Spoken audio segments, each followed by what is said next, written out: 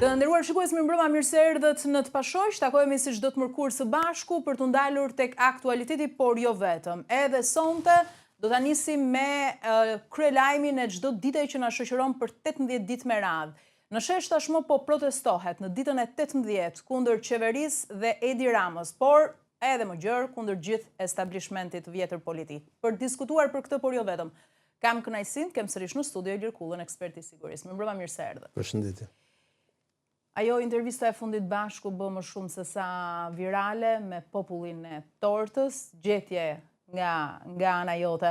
Megjithatë, 18 ditë protest, ka një perceptim të ditëve të fundit që prej tentativës për të marshuar drejt Rinasit, se kjo protest po zbehet, po tentohet për të përçarë, nuk ka më efektin e ditëve të para. Është perceptimi gabuar ky, si qëndron e vërteta në sytë e tu në ditën e 18 protestës? Shikoj, vërteta ka një natyrë të bukur, sepse vërteta varet nga cili kënd vështrim e sheh.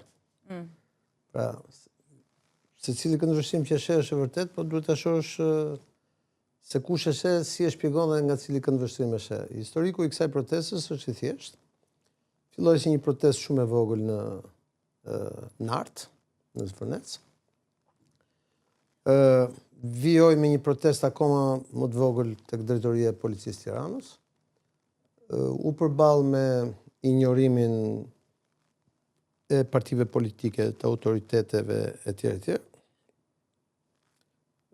Madje disa nga zëdhënësit e tyre publik dolën dhe publik thanë, po ja, më kjo do mbaroj, sa të filloj botrori, fillon plazhi etj. Dhe ndërkohë, kjo protestë, pavarësisht se në botë ka 58 konflikte, 2 nga cilët janë në kulmin e vet dhe janë në vëmendjen e G7-s që fillohet në Francë të javë, Irani dhe Ukraina.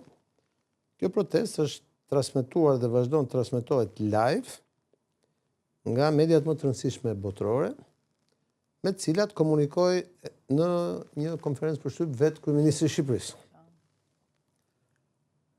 Pra, nëse të kujtohet ty herën e parë, unë të kam thënë që këtë protestë është duke ushqyer me arrogancën e vet edhe me le të themi papjekurim politike, ajo pjesë e politikës e cila duhet të përgjigjej protestës dhe të hynte në kontakt me protestën, qoftë edhe në mënyrë indirekte nëpërmjet trupit diplomatik në Tiranë. Pra, unë jam i bindur që nëse ditën e tretë protestës kryeministri, se Berisha e mori kthesën pas një jave, kur e kuptoi që edhe sot kishte mbledh ca njerëz, po një sallë 20 veta kishte se. Thoshte nëse kryeministri ditën e tretë apo ditën e katërt do të luante një nga ato metodologji që ka luajtur të shkurën, pra të hyrit komunikim me turn dhe të mos injoronte. Edhe aq më tepër të mos i fyente duke thënë jo sa janë 5.000, 10.000, po 500.000 qofshin, unë nuk ulem edhe nuk kthej kokat. Që më janë shumë me ato shprehjen e Berishës në 97-ën kur nisën trazirat në Lushnjë, që thoshte në anglisht, unë kur nuk do dërhiqem, never, pra tek BBC-a. Dhe 3-4 muaj më vonë, pastaj shkonte dhe kërkonte diplomatëve aman, flisnin me socialistët, mos mbrasin, çoj familjen jashtë etj. Se janë filma që i kemi parë, domethënë. Pra, unë nuk e di sa e madhe është protesta apo sa ashtu, sepse unë kam një qëndrim të qartë. Aty ka dalë rinia e Shqipërisë, dhe kur del rinia e Shqipërisë, nuk ka zë apo vesh intelektual ose mendje të pavarur që nuk do t'i dëgjoj, ose të paktën përpiqet t'i kuptoj. Pastaj sa i përkrah apo jo është relative. Sa aty ka gjëra për shkakun që nuk mund t'i përkras sepse nuk përbëjnë bindjen time, po gjithsesi ka dalë njerëzit aty, kupton? Dhe është një protestë që lindi për një arsye mjedisore, por aty pastaj plasi qelbi se ndërhyri dhe prokuroria, domethënë, dhe dolën gjitha xezat që ka shoqëria, gjëra që ne kemi diskutuar këtu me 10 herë. Dhe si e tillë, kjo protestë ka marrë vëmendjen e gjithë botës, po ama ki parasysh, është një protestë që nuk ka të plagosur, nuk ka vrarë, nuk ka zjarre, nuk ka çuditëre. E megjithatë ka vëmendje gjithë botës. Që do të thotë, a ka dështuar kjo protestë? Jo, përkundrazi. Kjo protestë e shoqëruar dhe me të gjithë veprimtarinë e ditëve të fundit të organeve të drejtësisë shqiptare, pra të drejtësisë speciale, po trondit nga themelet të gjithë sistemin politik. Pra, nëse Berisha provoi për muaj me radhë çdo të hënë të bënte foltore e tjerë dhe nuk i mblidheshin më shumë se 100 veta në shesh përballë kryeministrisë. Nëse Adriati Klapa i mori karrike të ul atje dhe nuk i mblidheshin njerëz atje. Këtu kanë dalë qytetarët, ka dalë rinia. Dhe ka pak rëndësi nëse sasia është pak më e madhe, pak më rëndësishme është që ka dalë, vazhdon, është energjike, insiston dhe mbi gjitha, pavarësisht gjitha përpjekjeve, të cilat janë të natyrshme që partitë politike do detyroheshin të kërkonin të infiltroheshin apo grupet caktuara interesi, dhe është e natyrshme që do ndodhte kështu. Por kjo protestë ka kaluar parashikimet e gjithëve dhe vazhdon dhe do të vazhdojë. Pra, nëse ju me drejt thatë që ajo shpreha ime për popullin e Tortës Pavarësisë, më vjen keq, dikush e ka komentuar sigurisht antiveriore, jo përkundrazi, në periferitë e Tiranës jetojnë shumë nga jugu, unë kam kushërinë e mi, unë jam korçar me origjinë dhe s'ka asnjë lloj të keqe, sepse ajo tregon pabarazinë që ka krijuar shoqëria jonë dhe është një nga problemet që kemi krijuar dhe unë këtu e fuz veten edhe vetë tek problemi, ëh? Nuk është se them që unë jam burr i mirë dhe këta janë burra të këqij. Përkundrazi. Ajo gjë që protesta po kërkon është ndryshimi generacional i sistemit politik dhe shtetëror të vendit, i cili po përgatitet për të shkuar drejt Bashkimit Evropian për hapin tjetër. Pra, nëse ne në këtë periudhë të tranzicionit kemi padur një 35 vjeçar të monopolizuar politikisht nga dy partitë e mëdha dhe nga pak lider, pak duar. Pra, nëse në biznes kemi pak a shumë po të njëjtët emra që kanë qenë fillim viteve kur filloi kapitalizmi e tjerë. Pra, edhe atje nuk ka ndryshim generacional.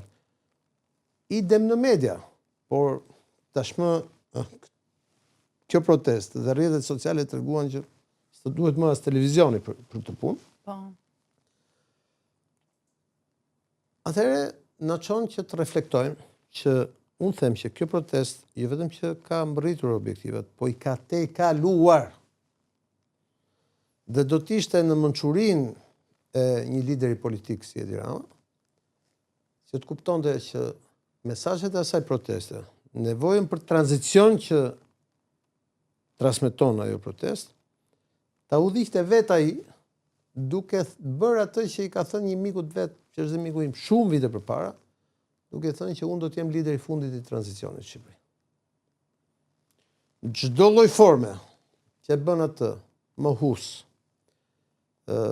negacionist, çdo lloj teori konspirative, si ato që kishte fillim, domethënë, kujton Edi Rama se nuk e din shërbimet sekrete të botës ku është Irani, çfarë bën Irani, ku janë shërbimet greke, çfarë bëjnë atje. I din më mirë se ne ata. S'ka nevojë që t'ja përkthejmë në këtë gjuhë. Jo vetëm që e largon nga ky mision që të them, pra nëse unë do isha sot këshilltari i tij, do t'i thoja bëu ti përçuesi i zërit të protestës dhe filloi ti reformat që duan njerëzit. Pa çka se ti nuk flet me të. Edhe Irani nuk fliste me SBA dhe SBA-ja me Iranin, po negocioni me palë treta. Sepse gjërat që kërkojnë ata në shesh, janë gjërat që i duhen kësaj shoqërie, këtij vendi. Her pas here, janë gjërat që i ke artikuluar dhe ti publikisht. Apo njerëzit e tu.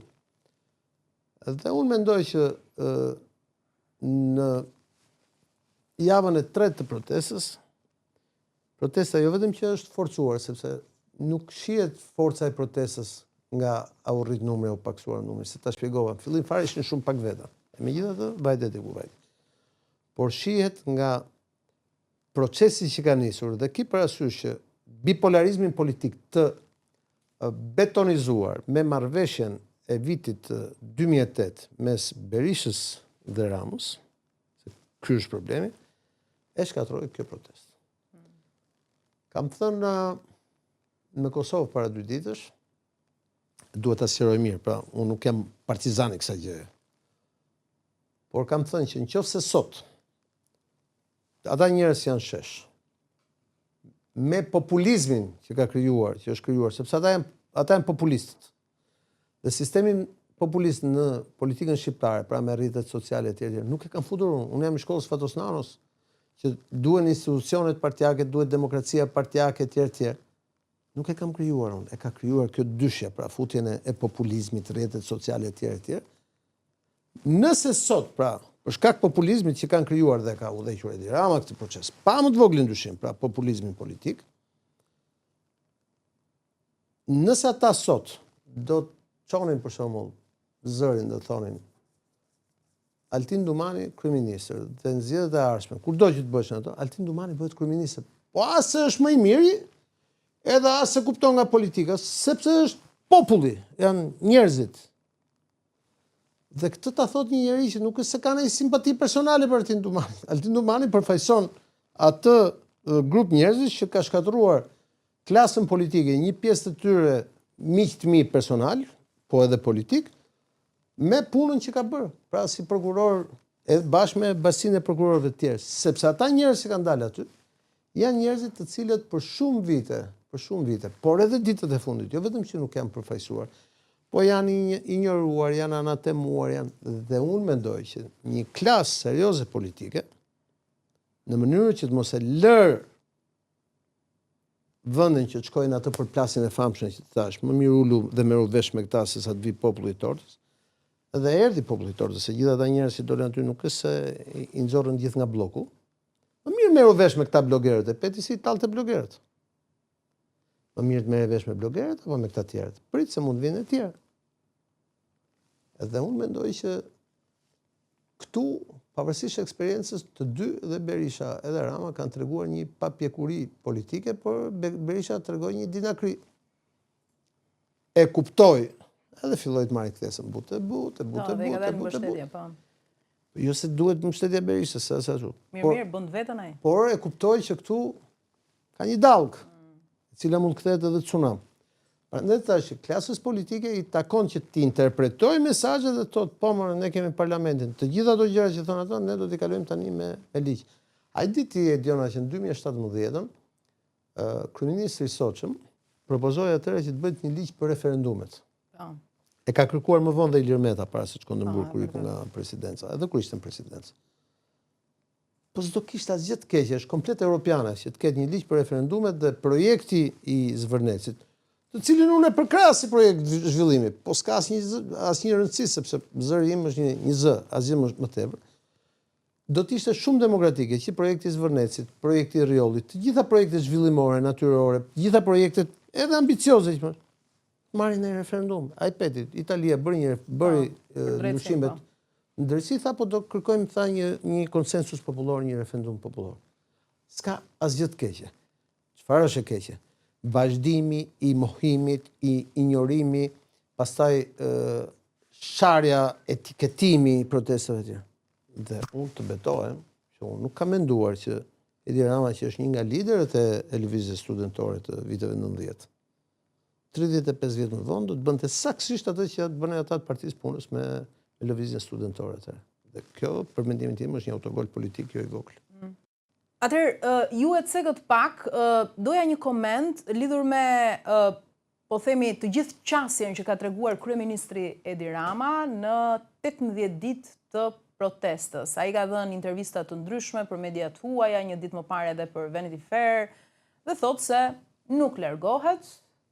Këtë gjë do ta bëj ditën kur Shqipëria të hyjë në Bashkimin Evropian. Nga ana tjetër, është bërë shumë viral me ato imitimet e blogerëve, siç the edhe ti, është interpretuar nga shumë analistë si shenja të thonjza shfazimit të momentit, duke qenë se ndodhet nën presion nga protestat etj. Si e sheh të gjithë qasjen e kryeministrit në këto 18 ditë, gjitha reagimet e tij? A parashikon që ai do të tërhiqet, do realizohet kauza kryesore e kësaj proteste, apo do të rezistojë dhe ai? Unë ti thash ato që mendoj, në raport me sjelljen politike të kryeministit, në raport me sjelljen e tij, ndoshta përgatit një karrierë si bloger, ku ju. Ndoshta se di. Parashikon ti vërtet në afat shkurtër si efekt kryesor i kësaj proteste vërtet dorëheqjen e kryeministrit? Unë parashikoj si efekt të kësaj proteste ndryshimin e gjithë sistemit politik shqiptar. Me të mirat dhe me të këqijat, që kjo gjë do të mbajë brenda. Atëherë kauza edhe më e madhe. Me të mirat dhe me të këqijat, sepse kjo protest po shoqërohet në njëjtën kohë me aktivitet ndëshkues të niveleve të larta si asnjëherë më përpara të drejtësisë speciale në Shqipëri, të krijuara 10 vjet përpara.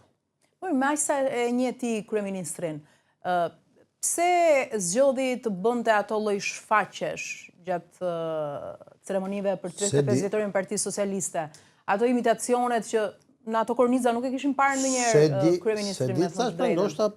Ndoshta po planifikon një të ardhme si bloker në të ardhme, se di. Ai ka qenë gjithmonë njëri surprizash. Okej. Tani për të mbetur edhe pak tek protesta, shumë diskutohet gjatë këtyre ditëve se kush është koka e saj, organizatorët e saj. A ka rëndësi kjo? Jo, shiko, ka një problem. Duke qenë që, dhe këtu nuk është faji njerëzve, në fakt, është faji politikanëve. Duke qenë që kjo marrëveshja 2008-ës, bipolarizimi i sistemit politik, shkatroi partitë politike, se do t'jap një element. Nëse në 2003-shin, kur hyri Edi Rama në Partitë Socialiste, Partia Socialiste do t'ishte repart ushtarak siç është sot. Edi Rama nuk do t'ishte bërë kurrë, as antar, as kryetar, madje as kryetar partie. Jo, kryeministër, jo, sepse do ishte e blinduar siç e ka Berisha ande, e ka dhe ky kthej. Dhe të kam thënë emisione shkuar që këta njerëz në shesh, pra drejtuesit real tyre është kjo dyshe. Sepse këta i mbyllën partitë dhe çdo njeri që ka mendimin e vet nuk ka mënyrë tjetër se si të identifikohet, por nuk është problemi se mbyllën vetëm këta partitë. Problemi është se gjitha partitë u bën repart ushtarak. Dhe vetmja mënyrë pastaj për të ndarë ishte o dilnin dhe blinin nga i parti, se ka pas dhe raste që kanë bler parti, ose dil dhe krijon nga i parti e vogël dhe nuk rriti ashtu dhe sistemi u ngulfat, u bllokua. Dhe ata që kanë dalë aty janë saktësisht e kundërta e partive, janë një lëvizje e cila nuk ka kokë, nuk ka për të pasur kokë, do vazhdoj si lëvizje sepse synon të rrëzojë sistemin. Pra nuk është çështje e pushtetit të një apo të dy individëve. Dhe kur të rrëzohet sistemi, pastaj do lindi diçka e re, se pas çdo gjë lind diçka e re. Prandaj thash tim se ai i këndësishëm, do ikë gjithë sistemi. Pse? Sepse ky bipolarizëm politik u pasua pastaj jo vetëm me bipolarizmin politik, po u pasua pastaj më tej me ortakri me biznesin që dal nga dal u kthye në oligarki, të njëjtët njerëz që punonin me parat publike me Berishën, vazhduan punonin me para publike me socialistët. Dhe pastaj, pasi iku kjo, pra ky binom, u kalua dhe tek pala e tretë, që janë ato që ne njohim sot si po i shohim nga hetimet dhe nga akuzat e prokurorisë speciale, si grupe kriminale, të cilat u futën në politik, në biznes etj. Dhe u krijua ky trinom në cilin secili nga këta ishte i lumtur, se secili nga këta kishte. Dhe ndërkohë, këta njerëz në shesh, është vërtet që s'kan as kokë, sepse koka reale është ky trinom. Këta i kanë nxjerrë shesh.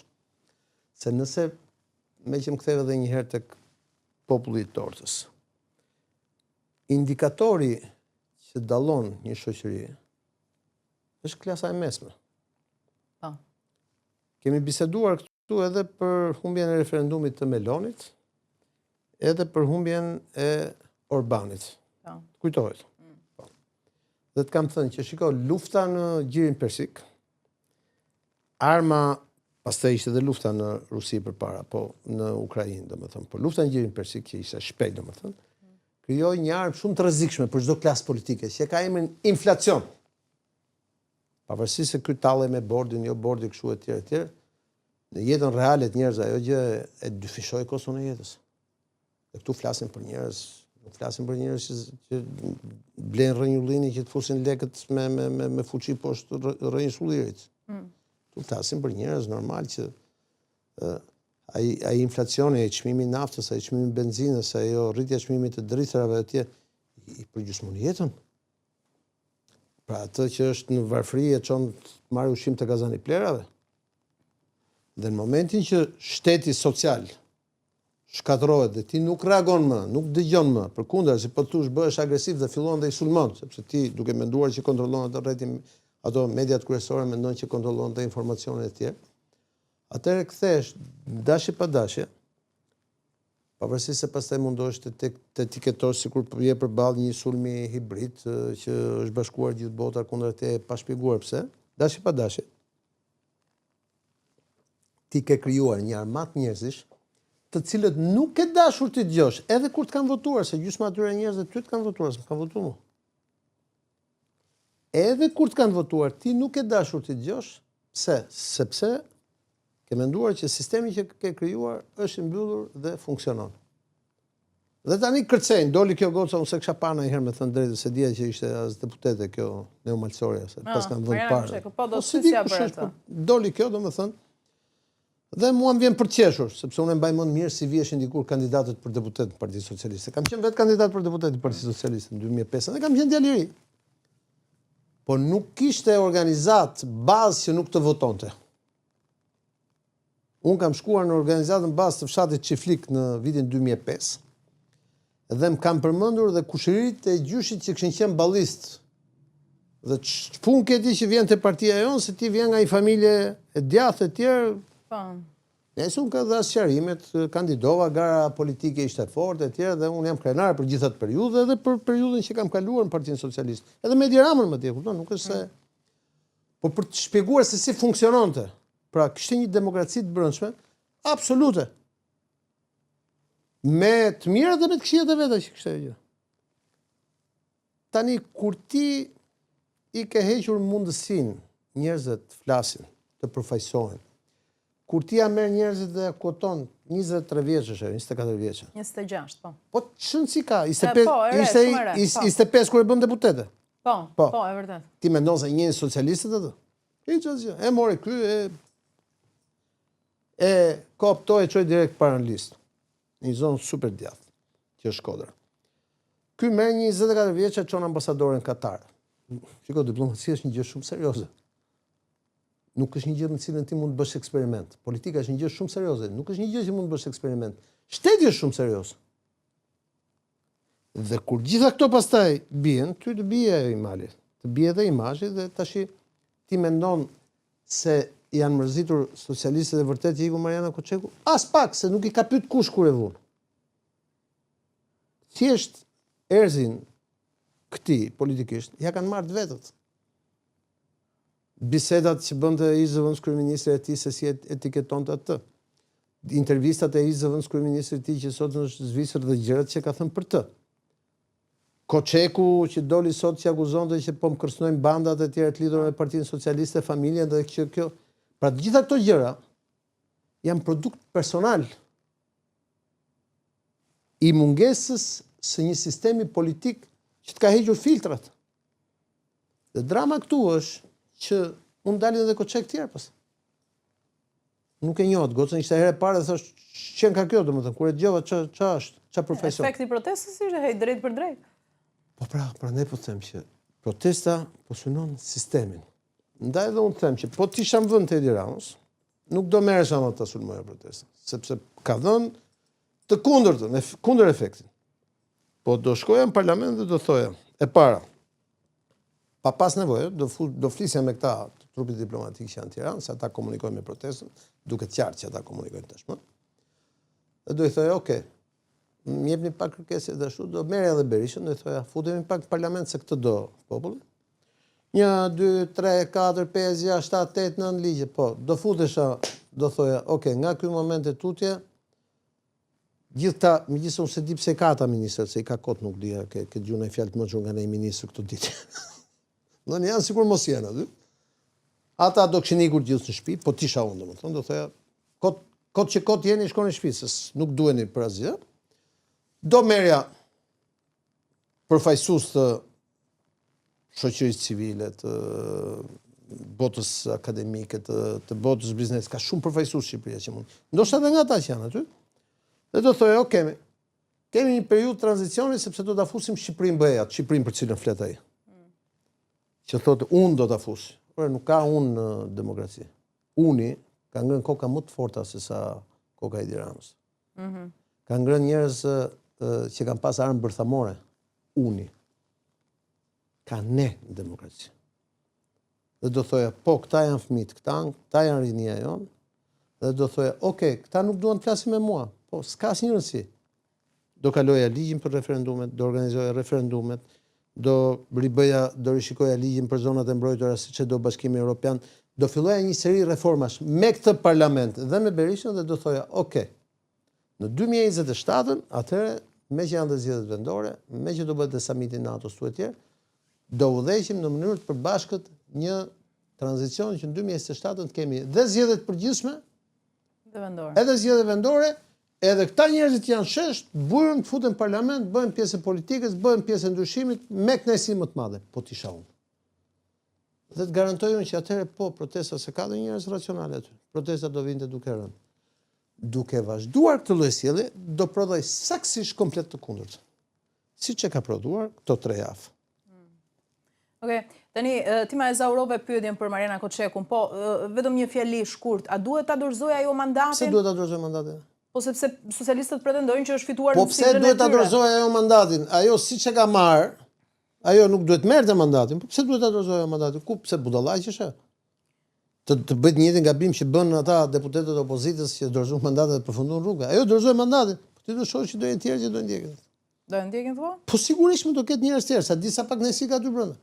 Pse duhet dorëzoj mandatin? Për çfarë? E morën vesh shqiptarët që po dorëzosh mandatin çdo psi. Do bëj gabimet që bëri Lul Basha me Monika Kryemadhin që dorëzuan dhe bashkitë dhe mandatet e tjera. Ka dhe brenda PS-s pak kënaqësi ndaj Edi Ramës dhe po shumë inskenime apo organizime fraksione që mund të takojnë.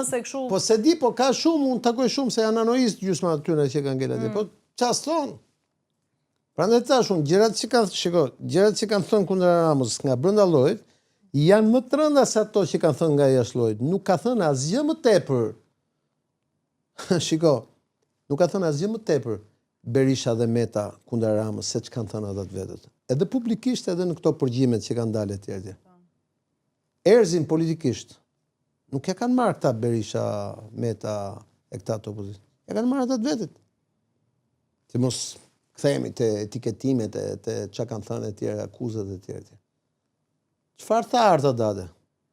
Arta Dade është një nga themeluesit e PS-s. Refuzoi ftesën për... Jo refuzoi ftesën, po unë do ikja atje mes rinis edhe me rinin. Dhe Arta Dade është gjyshe. Dhe s'fundi është bërë dhe stërgjyshe. Dakord? Çfarë tha Ditmir Bushati? Dhe është një nga ata njerëzit që ka qeverisur më gjatë, një nga njerëzit më ditur që ka pas Rama në grupin e vet. Idem njëjtën gjë. Dal nga dal, se kështu fillon ai procesi. Çështja është që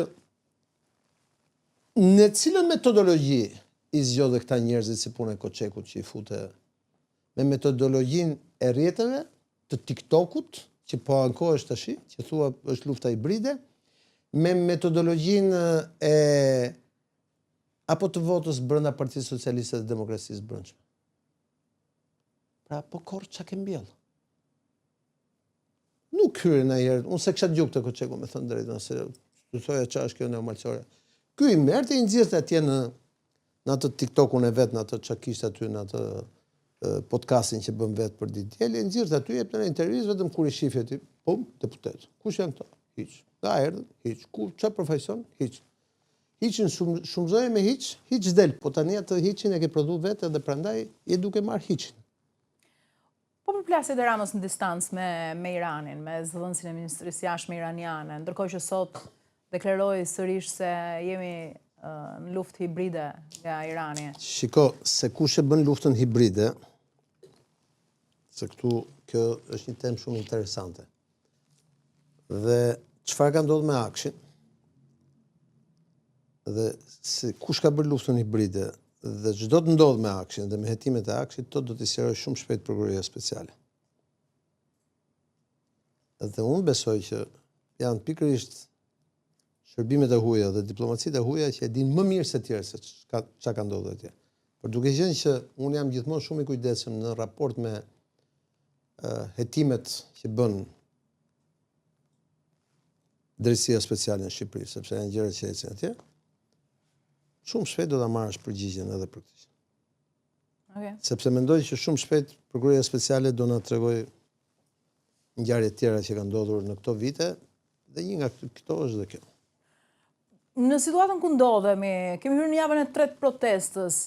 Mediat ndërkombëtare i kanë kushtuar shumë vëmendje, po a duhet kemi një reagim më të drejtë për drejtë më konkret nga ndërkombëtarët, nga partnerët tanë? Apo kjo nuk ka pse do ndodh? Apo ndodh në backstage edhe ne nuk dim gjë? Ndërkombëtarët kanë folur në mënyrë më suksese të mundshme, me heshtje. Me heshtje. Dhe vazhdojnë përkrajnë veprimtarinë e prokurorisë së posaçme, e cila po godet pa parë njërin sy nga më i madhi te më i vogël. Të gjithë të lidhura me çfarë? Me drogë, me korrupsion, me trafik ndërkombëtar, me këtë. Vetëm grupi që është goditur dje, 50 ton do thotë $1,5 miliard. Që do thotë 10% e GDP-s vendit. Vetëm një grup, vetëm një dorë. Çfarë pret nga ndërkombëtarët? Pret nga ndërkombëtarët marrin të bëjnë grup shteti me tanke në bulevard? Kaluaj ajo kohë, jemi vend antar i NATO-s dhe si vend antar i NATO-s dhe si kandidat për Bashkimin Evropian, flet demokracia, njerëzit janë shesh dhe flasin institucionet. Çfarë pret nga ndërkombëtarët? Okay. Mirë, të zhvendosemi pak në tema të tjera. Në Kosovë shumë shkurtimisht një koment, një analizë shkurtër lidhur me post zgjedhjet atje. Parashikimi ju doli që Albin Kurti do të fitonte sërish.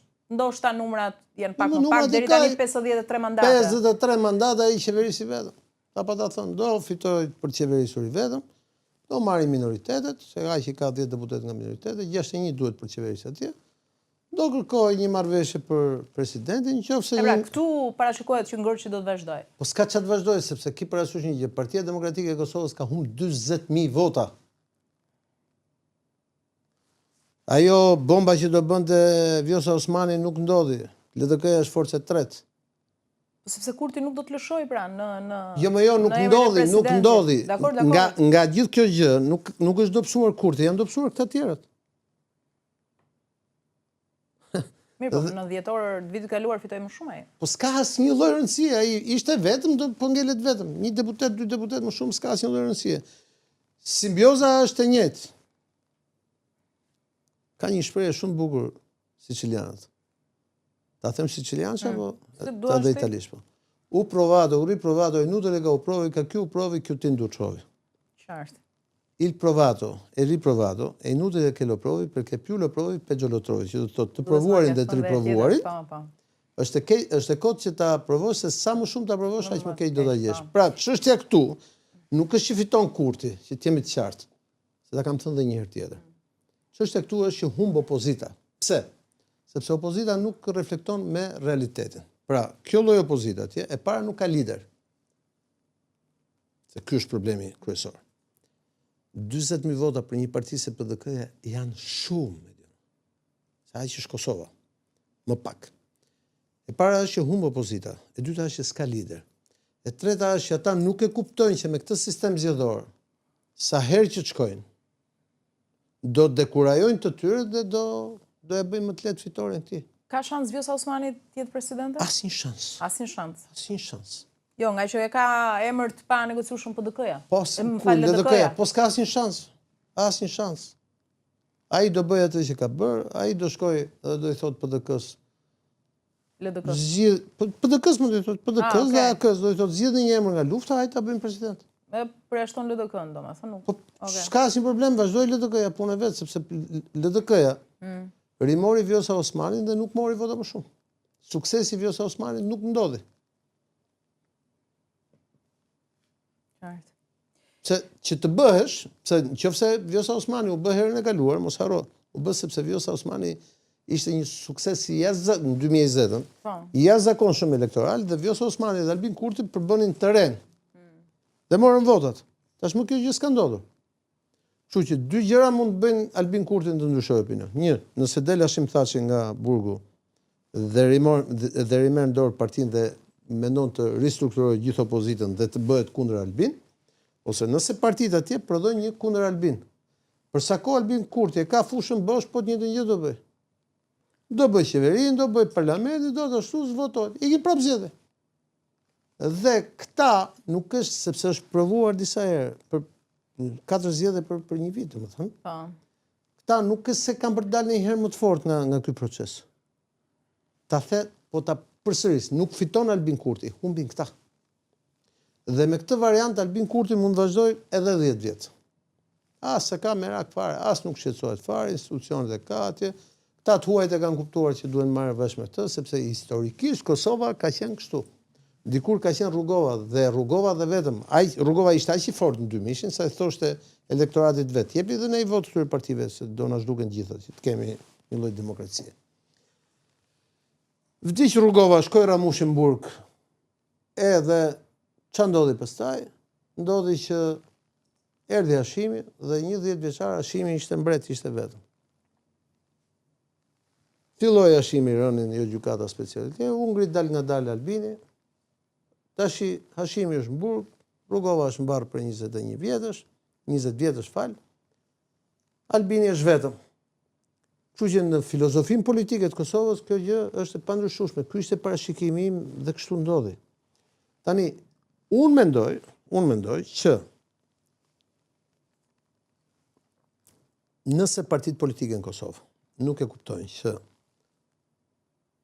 duhet të reformohen ose edhe të koalicionohen, nuk çuditem që Albin Kurti të thotë, okay, partive dalen nga lufta, më sillni për shembull emrin e Ramush Haradinajt për president, se si duhen shumë atë, kupton, votat i ka. Mjafton që të kalojnë atë limitin, futet gjysma e PDK-s, futen minoritetet, futet e gjithë AK-ja, edhe ndonjë edhe nga LDK-ja madje, edhe ti ke Ramush Haradinaj president, e mban mirë me krahun e luftës, ose ku diun ai tjetër nga përfaqësuesit e kësaj ashtu, edhe Albin Kurtin kryeministër për një 4 vjeçar, edhe flasim kur të vikohet tjetër, nëse këta janë reformuar. Po politika është si matematika. Nuk është opinion, është rezultat. Rezultatet janë kokfort.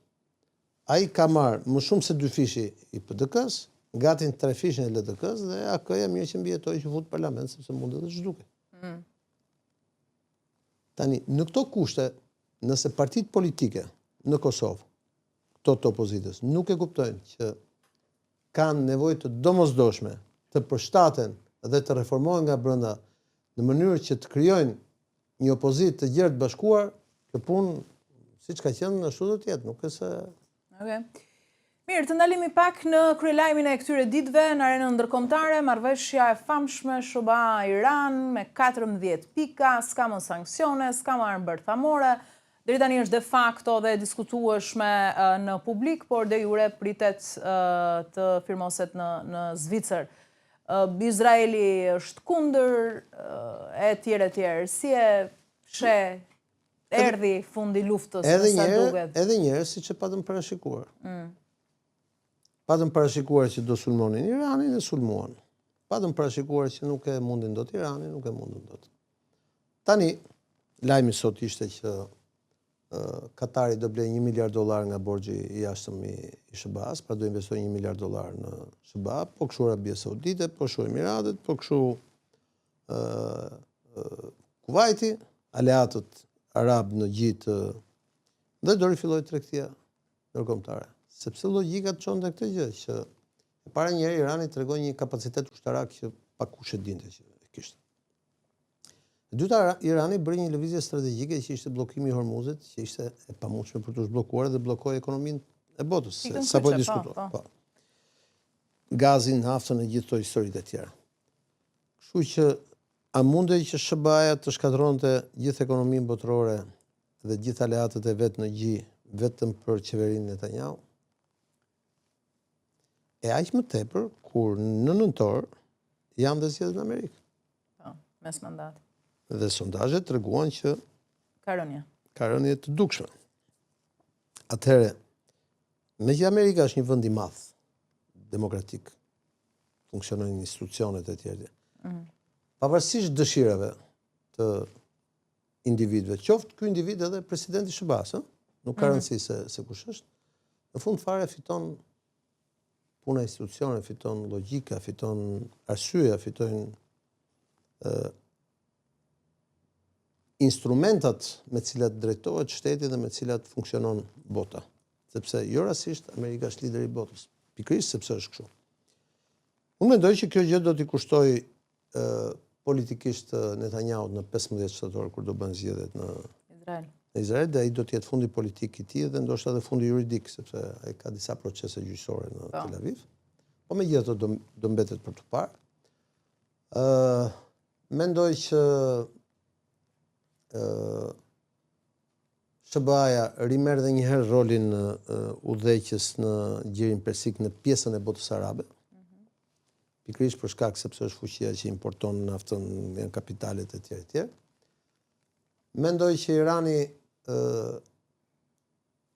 kaloi atë periudhën e gjatë dhe të vështirë të izolimit, të ekonomisë, të protestave të tjera dhe do të rifilloj edhe për shkak se me vdekjen e Khameneit të vjetër vjen një numër tjetër, një leadership tjetër, edhe liderësh fetare dhe politik aty. Dhe mendoj që ky është një lajm i mirë për botën,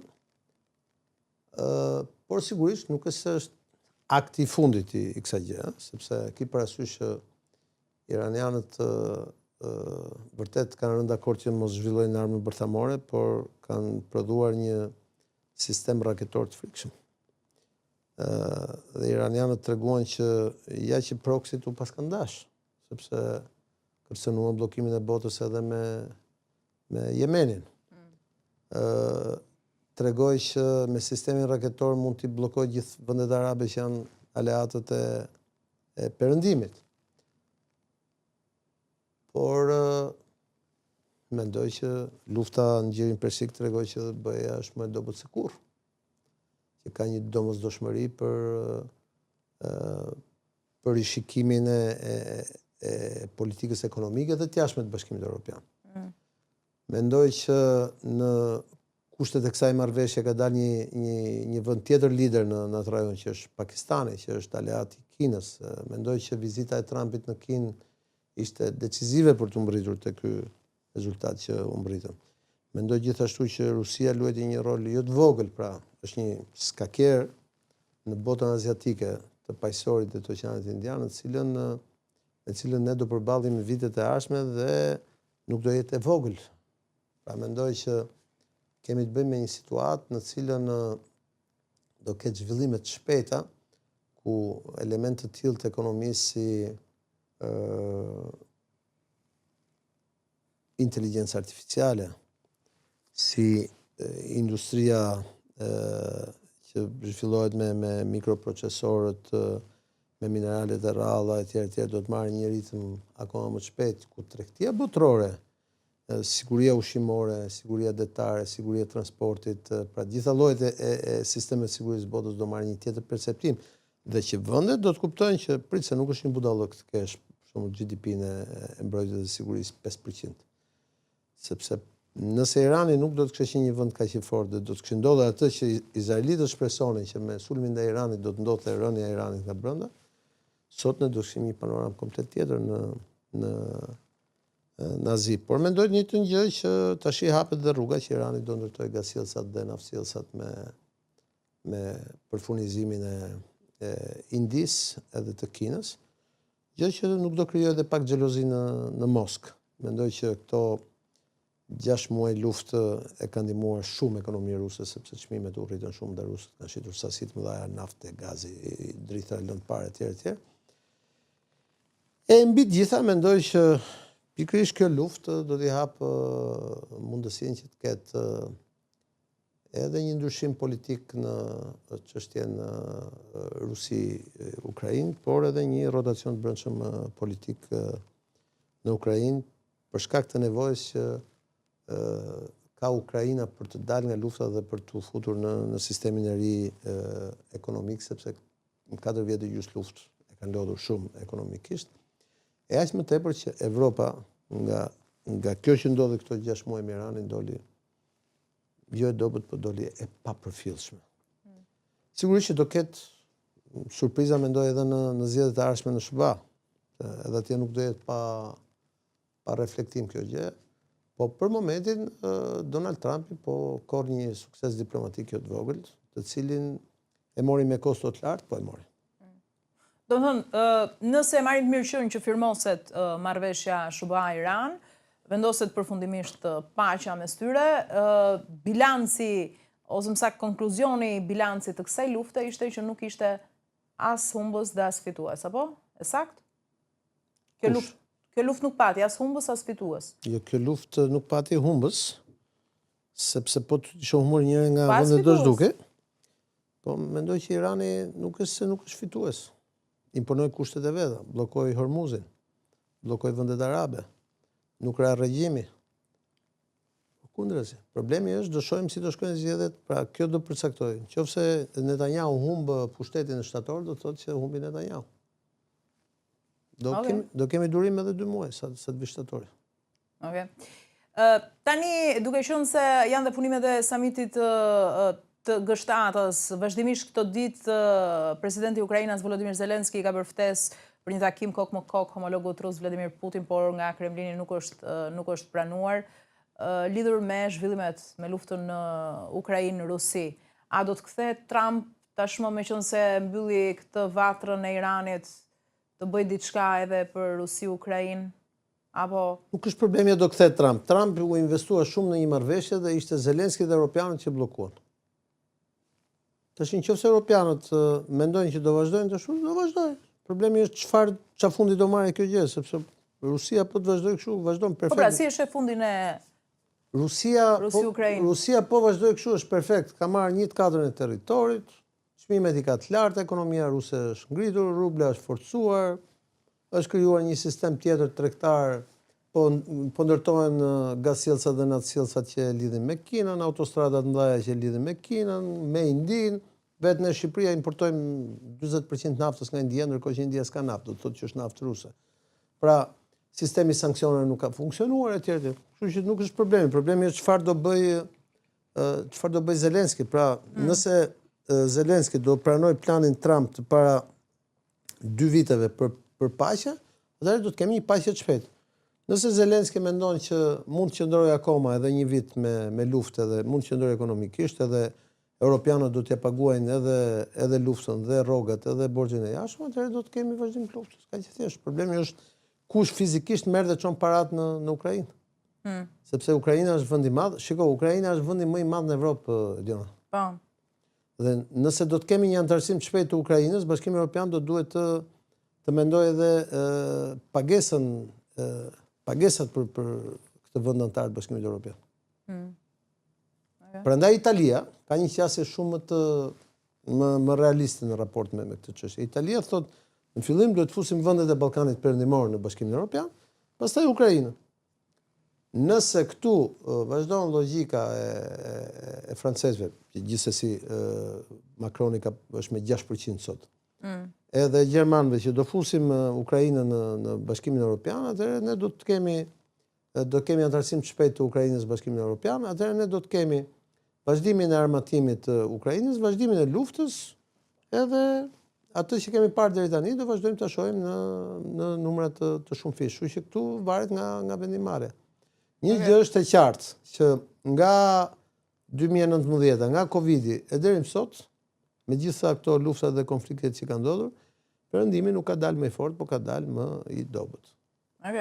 Dhe këtë e kemi parë me historinë e Covidit, me çmimet e naftës, me inflacionin, me gjithë këto gjëra të tjera, le ta shohim çfarë do ndodhë. Nëse duket se Trump e ka rimarr fronin, i është drejtuar liderëve të G7-s në Francë me fjalinë unë jam shefi. Sigurisht ai është shefi, se e tregoi që është shefi. E ka rimarr fronin. Dua një koment për festimet e çmendura në shtëpinë e Bardh të para pak ditëve, jo vetëm për vjetorin e lindjes së Donald Trump, por të alternuara, siç u tha, edhe me përvjetorin e Shtetet Bashkuara të Amerikës. Po normale është, vendi i madh është, i takon të festojë çfarë është kryetari i shtetit, lider të botës, normal që i takon, shumë logjike. Po nga NATO, pse vin çdo ditë deklarata të forta lidhur me forcimin e ushtrive, me sigurinë e vendeve aleate, sepse të bëhemi gati. Sepse Ediona, Putin mund na sulmoj. Po sigurisht e din që se ashtu, po Ediona, çështja është ajo që thash, ki parasysh që janë po këta që para 20 vjetësh kur antarësua Shqipëria në NATO, na e bëni kokën kaq me smart defense, pra të kemi mbrojtje, po të pagojmë sa më pak para. Dhe tani kushtin që ka vënë në Donald Trumpi, kush është që duhet të çojmë buxhetet deri në 5%, se s'do pagojë Amerika për ju, duhet pagoni secili nga ju për veten. Tani ç'a ndodh? Sot NATO kush është? Kush është Slovenia, Shqipëria, Malizi, Slovakia, kjo është NATO. Sot NATO është SBA-ja, Turqia, deri diku Britania, shumë pak edhe Franca, po shumë pak edhe Franca. Por 3 fuqit kryesore, Kanadaja që është në veri atje, që është gati një gjysmë kontinenti, këto vende nuk janë anëtare të BE-s. Kështu që këto vendet e tjera që janë anëtare të BE-s dhe që kanë kuptuar pa fuqinë e tyre. Kujtohet që tha Gjermania, tha, po mirë, tha, ne do të çojmë tha Dragamina, tha, që të ashtu të lirojmë Hormuzin, tha, po ne s'kemi. S'kemi kapacitet, ato anije që kemi, si kemi për atë punë. Dhe këtë thot Gjermania, që është lider i Bashkimit Evropian. Imagjino të tjerët. Kështu që de facto përdorim Putinin si atë armikun në hije që mund të na kafshojë, mund të na hajë. Po de facto ata e dinë shumë mirë që nuk është punë Putini, është puna e dobësisë brendshme. Apo jo? Qartë. Tani, ndalemi pak tek Franca. Gjithë po flasim për fundin e Emmanuel Macron. Kandidati më potencial për zgjedhjet presidenciale në Francë duket se është Jordan Bardella. Ai ka bërë disa deklarata të forta gjatë këtyre ditëve lidhur me Bashkimin Evropian. Do të ndryshojmë gjithçka, paralajmëron ai. Çfarë mendon se do të ndodhë? Shiko, ne para një herë do shohim zgjedhjet e ardhshme në Francë se si do dalin. Që unë isha në Francë. Është ky kandidati më potencial? Se di, unë isha... Që vendin e Macron? Shiko, unë mendoj që aty nuk është punë më kandidate, edhe unë mendoj që aty është punë sistemi. Isha, s'ka pak ditë që isha në Francë. Shkoj një herë në 2 muaj, një herë muaj shkoj në Francë. Franca është një vend me potencialet mëdha, po me problemet mëdha të brendshme. Dhe mendoj që e gjithë kjo histori, pra të gjitha këto vendet që janë gjendur, pra të gjitha vendet europiane, që nga momenti i Covidit deri tani kanë pësuar kriza të thella dhe të pakthyeshme për shkak të sistemit, edhe për shkak të inflacionit. Dhe inflacionin kanë sjellë luftrat. Pra, një gjë është e qartë. Sot BE-ja ka probleme të thella me leadership. Vendet europiane kanë probleme të thella me leadership. Shif Starmer. Pra, në Britani, nga fillimi i luftës në Ukrainë, kanë ndërruar 5 kryeministra, 6 kryeministra. Gjithashtu në Gjermani 3 kryeministra. I vetmi lider që ka qëndruar nga fillimi i luftës në Ukrainë deri sot është vetëm Macron. Edhe ai ka përfunduar me 6%. Gjithë tjerët. Iku Draghi, ikën ata 5 Stelle, erdhi Meloni, tash po bëhet gati tiki dhe Meloni, nëse konfirmohet që ajo partia e djathtë që u krijua nga generali Vanaçi, që është 0 deputet, do vazhdoj rritjen e tij, do ja marrë tyre djathtë. Pra, e gjithë kjo histori ka treguar që ka dalë se këtu ka një problem sistemik politik në brenda. Kështu që në Francë do ketë ndryshime thella, kjo punë nuk ka asnjë. Po, sikush do jetë lideri është akoma thellë. Është akoma herët të ta them. Po një gjë duket qartë që shoqëria franceze zgjen nga brenda. Okej. Tani në fund duhet bëj një pyetje kështu duke dal pak tërësisht nga tema, jam shumë kurioze të di mendimin tënd. Vazhdimisht po publikohen video që tentojnë të bindin për ekzistencën e UFO-ve. Ç'mendim keti për këtë, se s'kam pyetur ndonjëherë? Janë vërteta këto? Nuk mund të them asgjë. Një gjë është në logjikë që Kuriozitet personale. jo, po mirë, pra, unë do të them në eksperiencën personale unë do të them dy gjëra. Një gjë për mendimin tim është që është filozofi që jo çdo gjë që shohim, jo çdo gjë që shohim s'do të thotë që s'ekziston. Po. E para. E dyta, unë kam shumë miq pilot ushtarak, ata që kanë histori në botë e tjerë, për shkak gjërave që kanë bërë në jetë. Edhe kam punuar dhe si konsulent për këto kompani të cilat merren me hapësirën, pra me satelitet e tjerë, pra nëse ne pranojmë shkencën, nuk mund pranojmë faktin që jemi vetëm ne ekzistuesit e gjithësisë. Pra, nëse ka një arkitekt të gjithësisë, dhe këtu është problemi, këtë për shembull vim të politika e brendshme.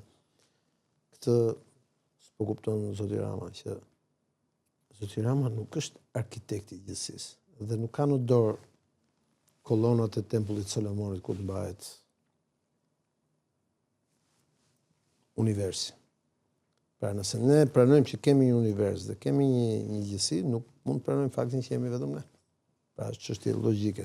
Po në njëjtën kohë unë thash që kam kaq shumë miq njerëz që kanë eksperiencë në këtë gjë, të cilët thonë që sipas tyre ka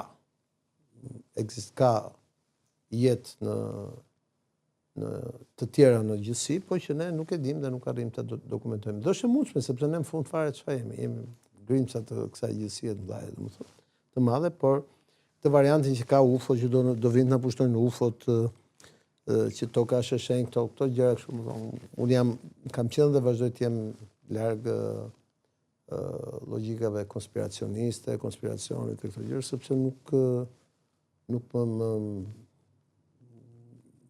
kam prova për të thënë dhe nuk më bindin. Po sigurisht, nuk mund të them që jemi vetëm ne që ekzistojmë në gjithësi, dhe kjo e para një herë në bindjet e mia intelektuale, për aq sa di unë, sepse mos bëjmë sigur jemi qendra e botës. Dhe e dyta, sepse me dha njerëz që unë kam folur që kanë në punë të përditshme të tjera, ata pretendojnë që ka dhe krijesa tjera, po që unë nuk mund të them, nuk mund t'i identifikojnë. Okej. Falenderoj shumë që të kisha në studio. Të lutem. Faleminderit të nderuar miq, pashoj që do të rikthehet sërish.